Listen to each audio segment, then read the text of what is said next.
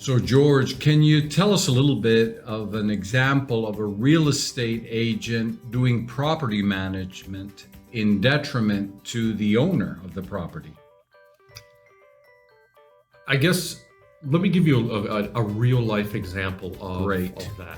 So a few years ago, I had a owner of a small apartment building on the beach approached me, and he was in need of property management. Now he approached me because his the commercial real estate broker that helped him purchase that building was doing pseudo management. And what I mean by pseudo management is that broker was collecting the rents and meeting some contractors over at the properties and kind of just doing a very rough on the surface Informal kind of thing. exactly. But the problem is that the property owner also wasn't very organized in the way that they were managing the property. So what happened is interestingly enough, that commercial real estate broker had referred this customer over to me because I think everyone recognized that they needed help. And so when I received everything for the property, it was amazing in not in a good way. So the accounting records were on those, if you remember those green accounting ledger sheets with all the little grid system. Gosh.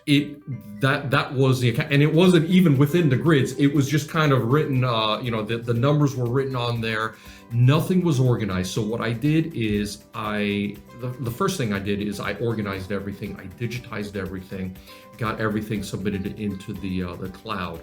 And another thing was the leases were one-page Office Depot leases that were handwritten, and they were photocopies of a photocopy. So they weren't even straight. They were crooked, and it was atrocious, and they weren't even legible in some cases. So we organized everything, and we came up with a plan. The first thing that we did is we saw that the rents were below market value, and we went on a systematic campaign to increase the rents. The interesting thing is that we were able to increase the rents, and those rent increases actually ended up paying for our management services. So in the eyes of the owner, through his lens, our services were essentially free from the point where he turned everything over to us. We organized everything, and he was able to go into our systems via his phone. Even though he was an older gentleman, he was able to go in and still see all the information that was at his fingertips.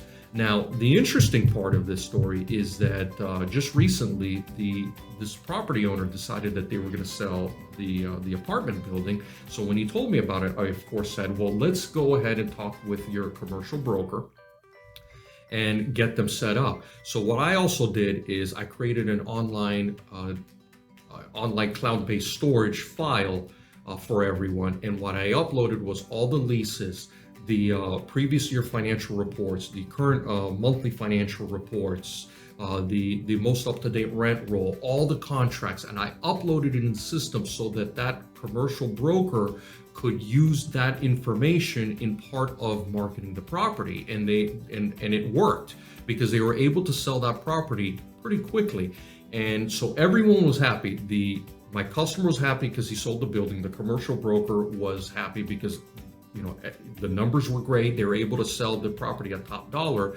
But I was also happy because, as it turns out, the buyers of this property were so impressed with how everything was organized and managed that they actually hired me as soon as the property closed.